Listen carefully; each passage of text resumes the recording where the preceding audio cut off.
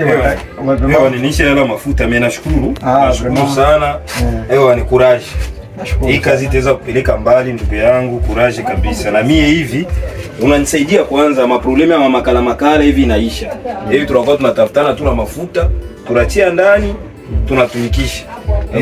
Nashukuru sana ndugu yangu.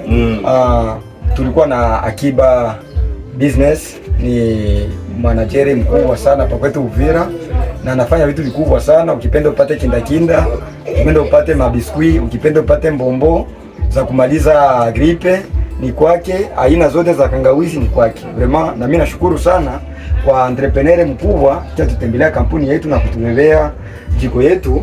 Vraiment tunashukuru sana, Mungu awabariki. Sawa sana, nashukuru. Nashukuru ndugu yangu. Mungu akubariki. Nashukuru sana Akiba. Ndio. Nashukuru sana.